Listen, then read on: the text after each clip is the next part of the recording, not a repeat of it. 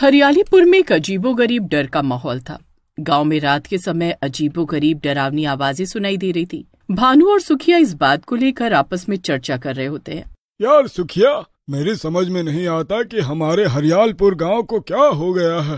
पहले कितने लोग घूमने आते थे, पर अब तो पर्यटकों ने आना बंद कर दिया है। अरे हाँ भानु, तो बिल्कुल सही कह रहा है। पहले जब सैलानी आते थे तो उन्हें मूर्ख बनाकर अच्छे पैसे ऐंठ लेते थे और हमारी अच्छी खासी आमदनी हो जाती थी। हाँ भाई, और कभी कभी तो उन पर्यटनों में सुंदर सुंदर लड़कियां भी आती थी, जिन्हें देखकर मन एकदम ठंडा हो जाता था। बिल्कुल सही कहा, मगर अब तो हालत ऐसे हो गए हैं कि रात के समय डरावनी डरावनी आवाजें आने लगी है और इसी वजह से सबने यहाँ आना छोड़ दिया है। सुखिया और भानु हंसी मजाक करते हुए अपने अपने घर चले जाते हैं। रात धीरे धीरे गहराने लगती है। भानु अपने बिस्तर पर गहरी नींद में सो रहा होता है, तभी अचानक उसके कानों में एक अजीबोगरीब डरावनी आवाज गूंजती है। चने ले लो, गर्मा गर्म चने ले लो। भानु हड़बड़ाकर उठ जाता है। उसका दिल जोरों से धड़कने लगता है। वो धीरे धीरे घर से बाहर आता है और चारों ओर देखने लगता है।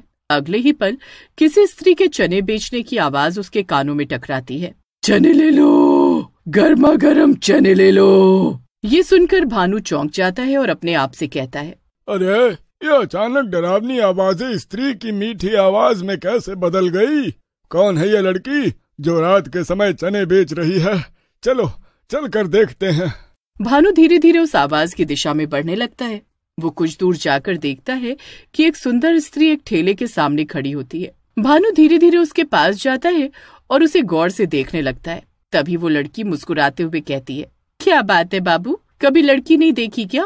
अब लड़कियां तो बहुत देखी हैं, लेकिन रात के समय चने बेचने वाली लड़की कभी नहीं देखी। तुम कौन हो? मेरा नाम जलेबी है। इतना बोल जलेबी चने बनाकर भानु को देती है और भानु जैसे ही चने खाता है वो चौंक जाता है। अरे वाह, क्या स्वादिष्ट चने हैं। ये बताओ तुम कौन हो, और मैंने तुम्हें पहले कभी इस गांव में नहीं देखा है। बाबूजी, मैं दूसरे गांव में रहती हूँ, अक्सर रात में ही चने बेचती हूँ, मगर तुम्हारे गांव में तो बड़ा सन्नाटा है। अरे तुम्हें नहीं मालूम, हमारे गांव में एक चुड़ैल का साया है।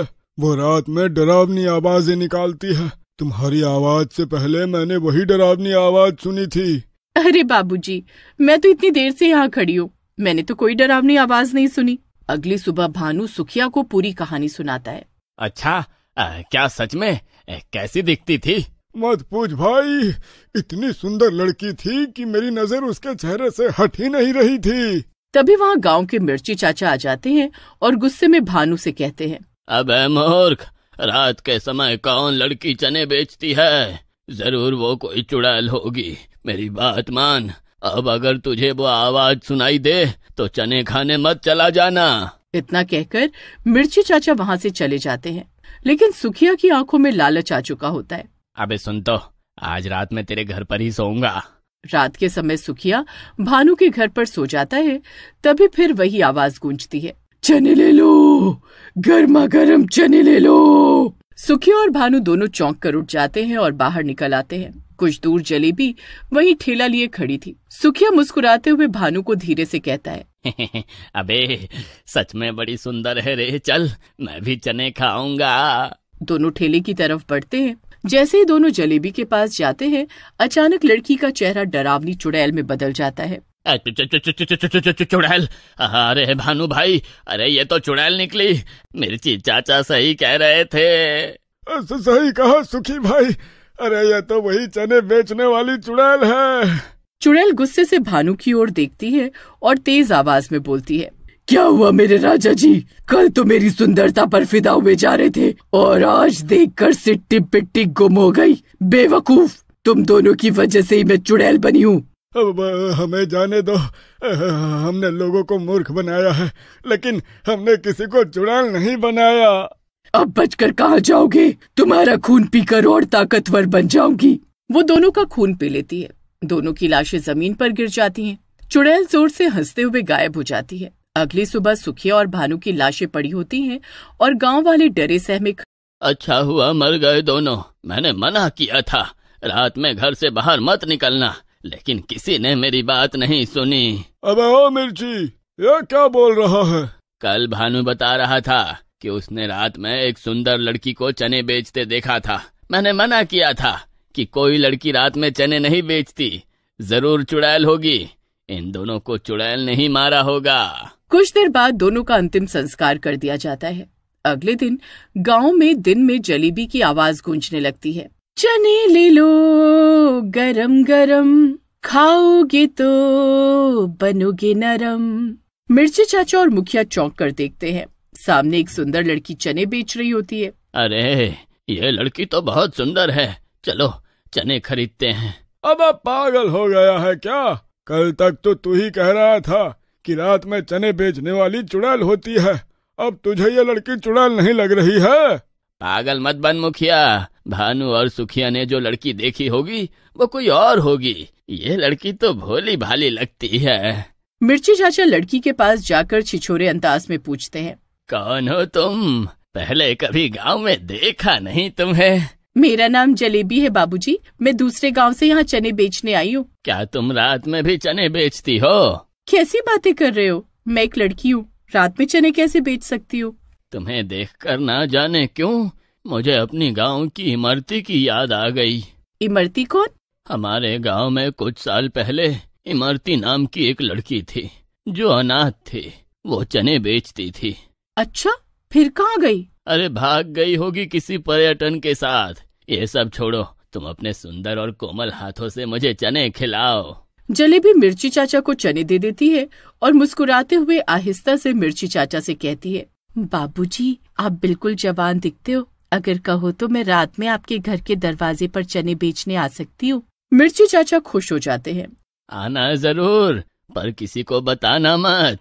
जलेबी मुस्कुराते हुए चली जाती है। मिर्ची चाचा घर के बाहर टहल रहे होते हैं, इंतजार कर रहे हैं।